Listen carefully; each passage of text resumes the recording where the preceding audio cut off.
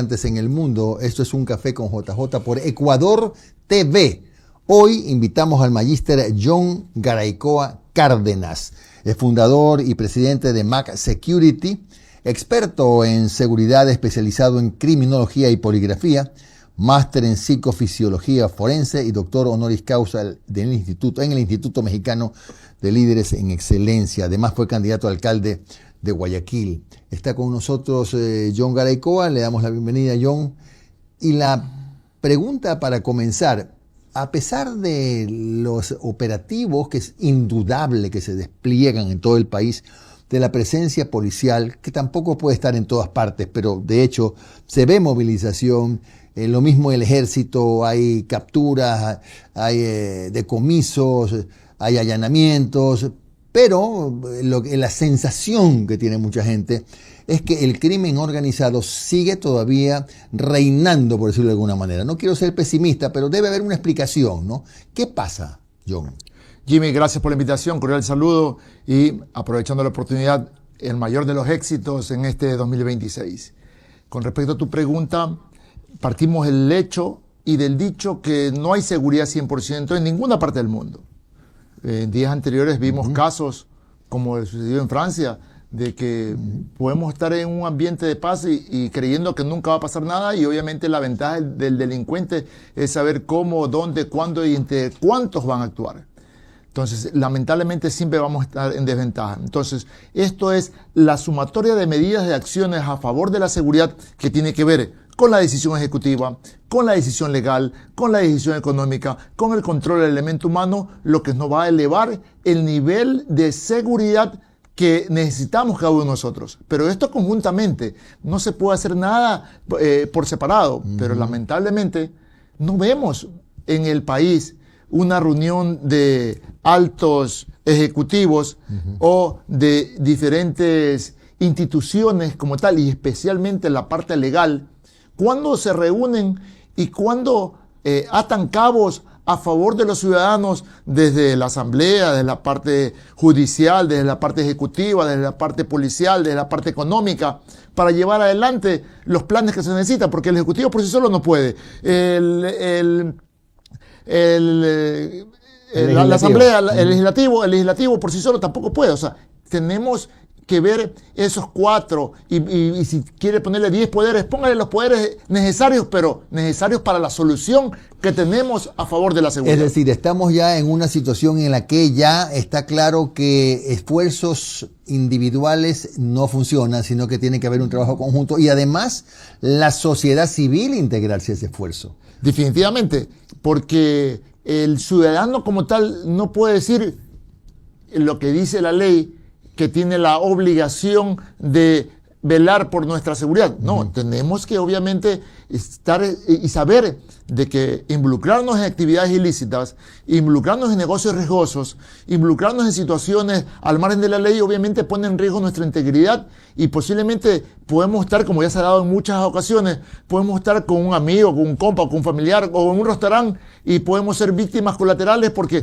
no sabemos pues en qué está involucrado la persona o el vecino, inclusive dentro de una urbanización, que se han dado inclusive allanamientos, no allanamientos, sino golpes por parte de la delincuencia, donde también se equivocan. Entonces, definitivamente tenemos que todos estar involucrados. Muchos hablan de la parte social, ¿no? Que la social, pero sí, pero es importante la parte social y siempre ha existido, pero eso va a tener una curva totalmente demorada para llegar al tema. Con desagrado, escuchamos recientemente de que un coronel de la policía decía 3.400 detenidos, pero presos quedaron solo 700.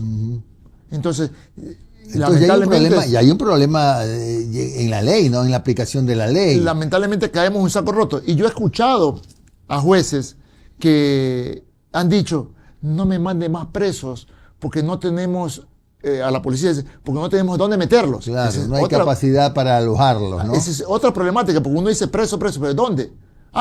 La cárcel del encuentro, pero allá van obviamente los de alta peligrosidad. Entonces, ¿qué tenemos que hacer? Tenemos que, pues, obviamente reubicar, por poner una X situación. Si tenemos que cerrar un estadio, ¿ok? Y poner a los menos de peligrosidad en un determinado sitio, Y obviamente a los mayor, mediano o alta peligrosidad en cárceles como tal, habrá que hacerlo, porque ¿de qué sirve todo el trabajo policial y el riesgo de cada uno de los miembros policiales y militares? Y obviamente de todos, inclusive de la ciudadanía, de las personas que ya comienzan a portar armas, del guardia de seguridad, de todos. El riesgo es latente para que una persona sea detenida y sea liberada, claro, a los pocos minutos. Ahora, igual es penoso que esta sociedad tenga que pensar en hacer más cárceles, ¿no? En lugar de pensar como debería ser en época de paz, en más escuelas, más hospitales, etcétera, etcétera. Estamos pensando en hacer más cárceles. Pero tenemos que acogernos también a lo que ya ha funcionado en otros países como El Salvador. ¿Qué tuvo que hacer El Salvador para casualmente limpiar la situación en la ciudad, en el país? Obviamente, incrementar las cárceles, porque la persona que se dedica a delinquir conductualmente, criminológicamente, nunca va a cambiar, porque ese delincuente que ya se acostumbró a robar 10 celulares en un día y a venderlos en $20 cada uno, y que ya tiene su hueca donde venderlo, se hace $200 en un día, nunca va a ir por un sueldo básico de 470 hasta el 2025 a trabajar. Entonces no sabe hacer nada más que delinquir. Entonces, claro, para poder limpiar la sociedad, vimos de una manera desagradable recientemente lo que pasó en Pascuales, en un restaurante, en un chifa. Un muchacho que creo que no pasa de los 20 años, de una manera fría. Entonces, Pero ese seguramente reclutado posiblemente por el crimen organizado, posiblemente. ¿Y tú crees que ese fulano va a tener mentalidad para hacer algo productivo? Entonces, ¿tú crees, John, que hay mucha gente de la que se captura que no tiene cómo ser reinsertada en la sociedad? ¿Crees que efectivamente hay delincuentes que no tienen remedio? No tienen remedio, y a esos hay que buscarle otra tarea, como efectivamente ya hemos visto resultados, insisto, en El Salvador, donde a esa persona recluida, darle otra tarea, que produzca, que se gane su comida, que se gane su papa de otra manera, pero ya no puede estar en medio o en la sociedad, porque eso es lo que va a hacer, y eso es lo único que sabe hacer.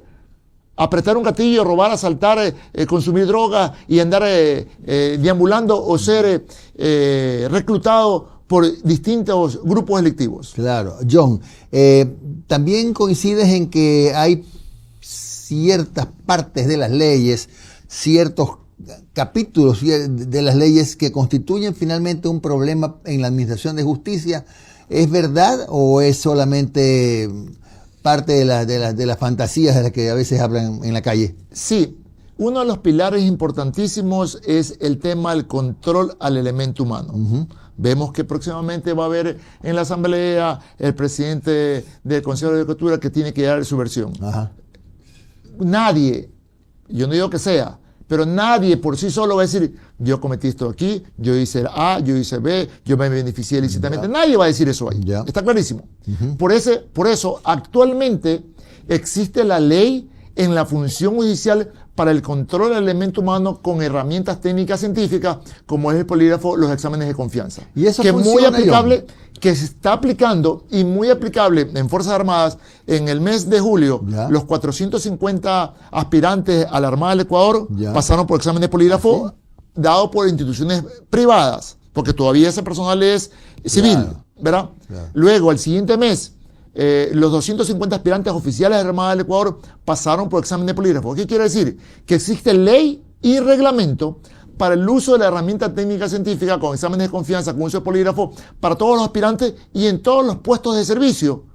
Eso debería aplicarse para en la policía, se está aplicando. Ejército. Se está aplicando y es ley y reglamento. Pero John, ¿funciona? No importa, esto es en vivo.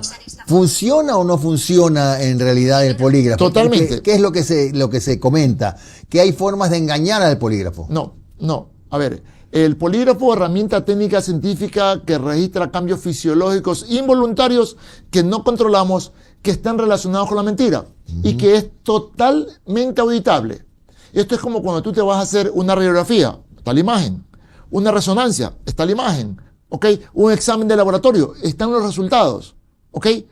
Porque, vuelvo y repito, mañana tú sientas o se sienta la persona frente al fiscal o frente al juez y nadie va a decir, yo robé, yo me beneficié, nadie, ¿ok? Entonces, ahí es donde entra la herramienta. cuando no existía ley y hablaba yo del tema, tengo 40 años dedicado al tema de la seguridad de investigación, y hablaba antes del tema, se decía, se escucha bonito, pero no está en la ley. Actualmente ya está en la ley. Fuerzas Armadas, Policía Nacional, Función Judicial, está bien el reglamento en Fuerzas Armadas y en Policía. Está totalmente mal el reglamento que fue firmado en su momento por Wilmer Terán. Totalmente mal ese reglamento. ¿Por qué? Porque ¿Qué pasó? imagínate lo que dice el reglamento en la Función Judicial. ¿Qué dice? Que el examen de confianza consistirá en verificar capacidades, actitudes y destrezas. Ya. Y eso no tiene nada que ver con un examen de confianza. Tienen que ser prácticamente un copy de lo que está el examen de confianza es otra cosa. Así es, pues. Tú y yo y todos hemos sido valorados desde el colegio por aprovechamiento y conducta. Tú puedes ser muy bueno en aprovechamiento, pero malo en conducta, y por malo en conducta te quedas de año. Por supuesto. Punto. ¿Ok? Entonces, aquí hay que medir el aprovechamiento, la capacidad, actitudes, destrezas, condiciones, profesionalismo, todo. No tiene nada que ver con tu conducta para ver si te has beneficiado ilícitamente con dinero, con productos, con bienes. Entonces la idea, John, es que esa prueba de confianza se aplique, pero mediante una reforma al reglamento, porque con el reglamento así no sirve. No sirve en lo absoluto. Entonces, ahí tenemos una gran herramienta que, insisto, ya está en la ley y que debe de modificarse el reglamento para que sea una herramienta. De allí, de la aplicación, nos vamos a tomar X tiempo para poder llegar a un estándar donde todos puedan pasar por el control. No solamente jueces y fiscales, sino el secretario, el amanuense, toda la función judicial. Pero esto es solamente esta prueba de confianza de la que me estás hablando, que hay un reglamento que no sirve, es solamente para los nuevos jueces, nuevos fiscales, nuevos... Para todos. Para todos. Para todos. Para todos. Bueno, capaz que por ahí está el problema, entonces por eso el reglamento estuvo así. Ponen a cuidar el queso al ratón, como dice el dicho, ¿verdad? Entonces, ahí hay un gran problema. De allí, pues, como te decía, el examen es auditable. Se puede verificar, se graba, audio, video, o sea, hay como, inclusive, en mi caso, yo soy auditor de exámenes de polígrafo. O sea, una cosa es el que hace el examen y otra cosa ver cómo sale la gráfica. Hay cómo manejar la trazabilidad. Así es. Perfecto. Vamos a hacer la pausa, John Garaycoa, y regresamos para otros temas muy interesantes respecto de la seguridad. Una pregunta que quiero que me conteste John Garaycoa al regresar es, se está hablando mucho, porque la sociedad está molesta, ¿no? De que debería permitirse el porte de armas. ¿Qué tal eso? Lo conversaremos con nuestro invitado al volver.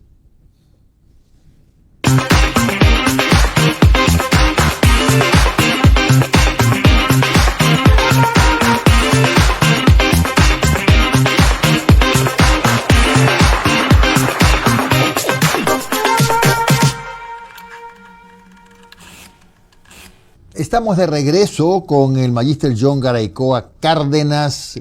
Fue candidato a la alcaldía de Guayaquil, es fundador y presidente de Max Security, experto en seguridad, especializado en criminología y poligrafía, máster en psicofisiología forense, doctor honoris causa en Instituto Mexicano Líderes en Excelencia.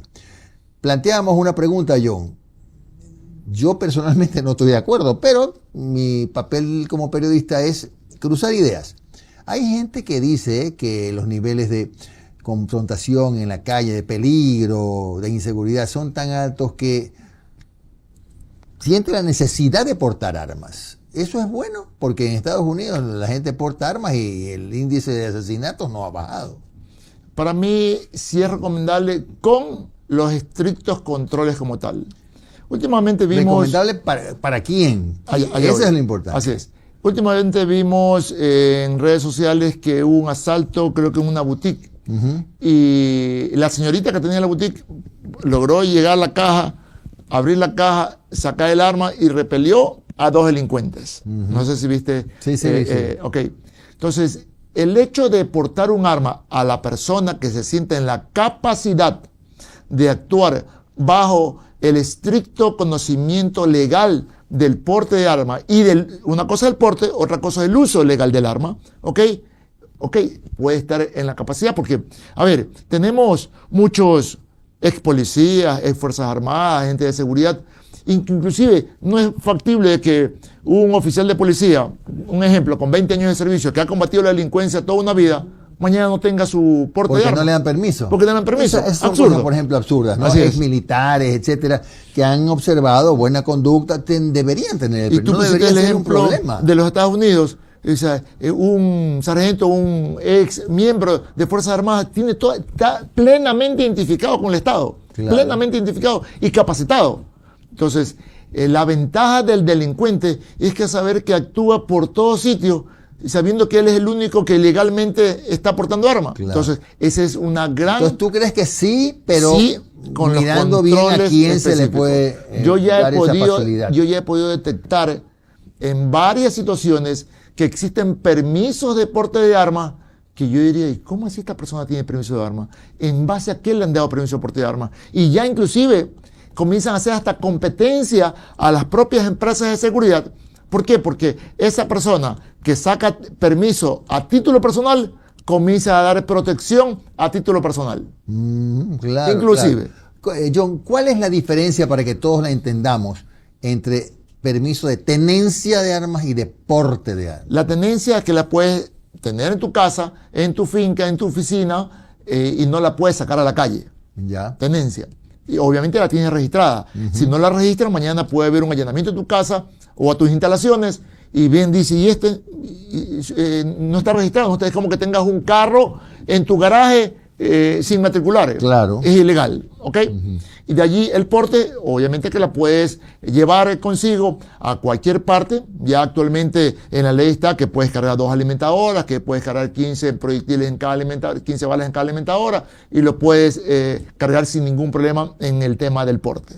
Claro. Ahora, en esto del control a las empresas que hacen seguridad como la tuya, por ejemplo, ¿qué tanta facilidad tienen para alcanzar estos permisos? En este caso sería deporte, ¿no?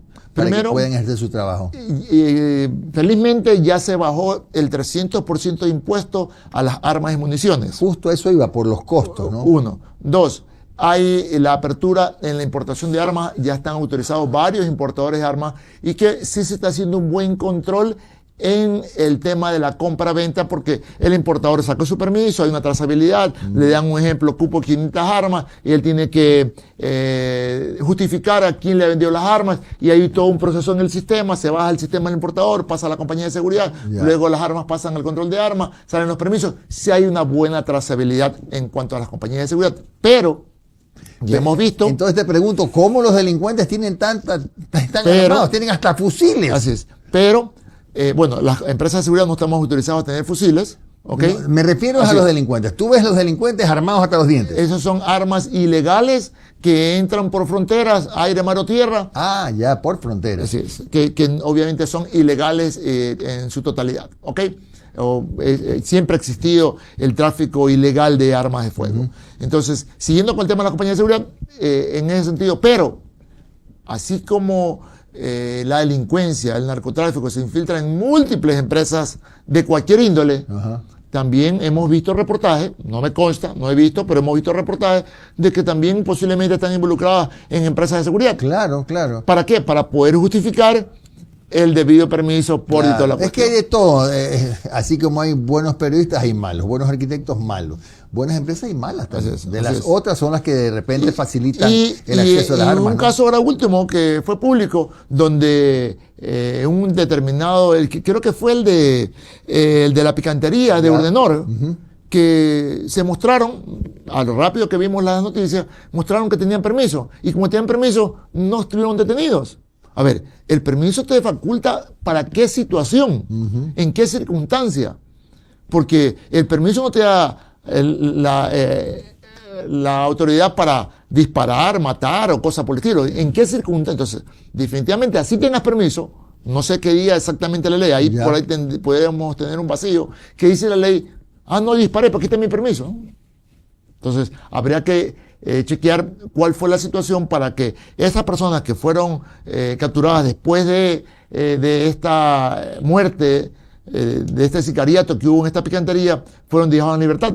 aduciendo que tenían Claro. permisos. Ahora, ¿cómo hacer o qué decirle a las personas que, por ejemplo, en este feriado, porque gracias a Dios pueden salir de la ciudad, hacer turismo, ¿cómo se les puede transmitir alguna idea de seguridad mínima para que viajen tranquilos? Porque no hay nada más desagradable o más incómodo que estar con miedo. Cuando te vas con tu familia, te vas de vacaciones o lo que sea, 3 días, pero estar acompañado del miedo es terrible.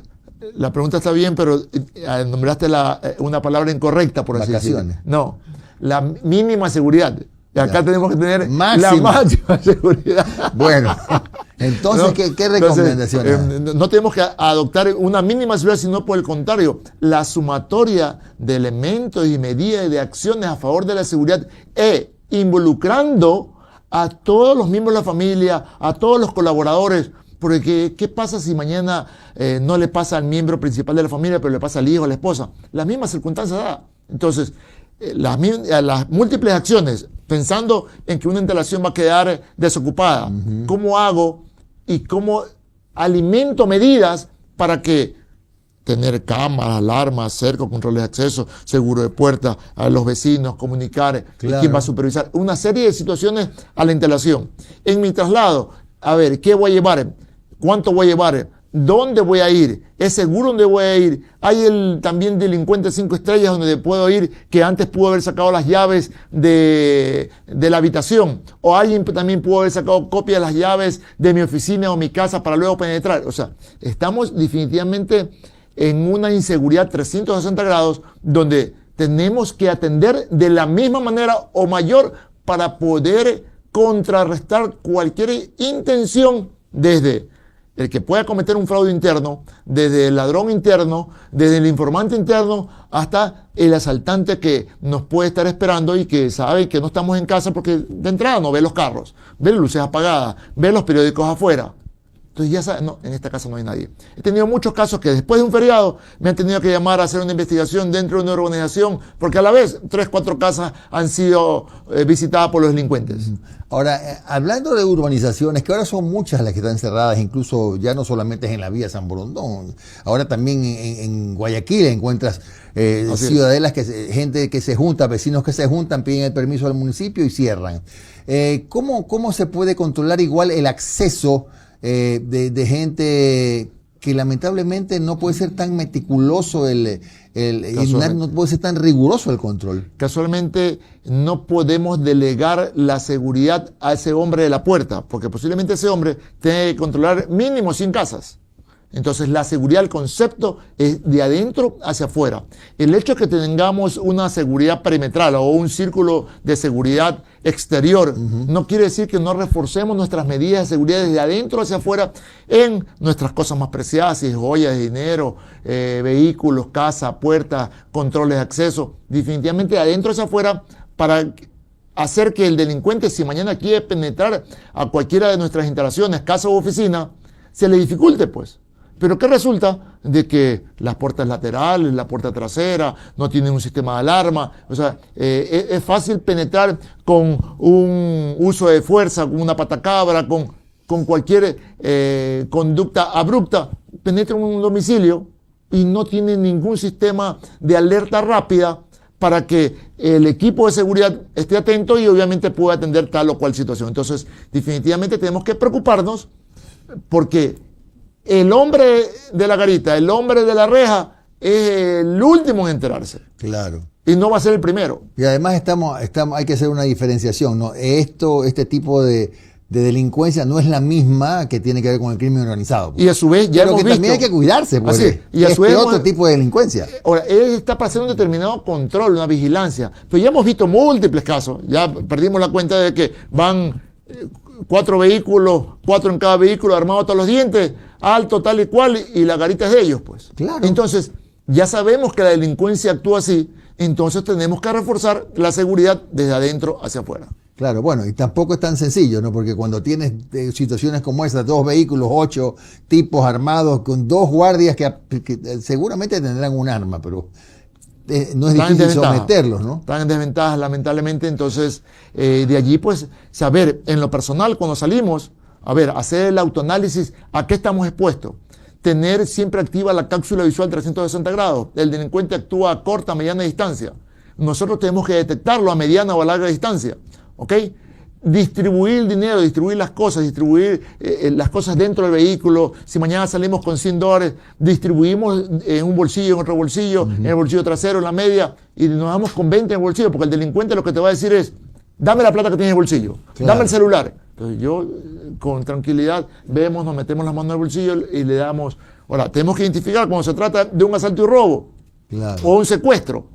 Entonces, el asalto y robo te va a decir, dame el celular, dame el reloj, dame el dinero, dame la billetera. Cuando es un secuestro, te quieren llevar con todo. Claro. Entonces, en ese momento, tienes que pegar el grito, pegar la patada, pegar en los patazos en los testículos, en la canilla, hacer todo el escándalo, porque el delincuente no te quiere llevar herido, te quiere llevar íntegro, obviamente para poder pedir recompensa. Pero ese es el punto clave de la vida contra la vida, que uno no sabe si mañana pasado le van a cortar un dedo, lo van a matar, va a estar secuestrado tantos días, o cuánto van a pedir. Entonces, en ese momento que posiblemente está la cámara grabando, hay apoyo, que sabe que se dio un tema de secuestro, hay un anuncio importante, una llamada al 911 rápido, entonces hay una reacción policial porque se está identificando que se trata de un secuestro, pero el objetivo es obviamente no verse expuesto, prevenir y si se da, reaccionar como un resorte. Gracias al magíster John Garaycoa Cárdenas hablamos de esta difícil batalla contra la inseguridad. Con ustedes, amigos,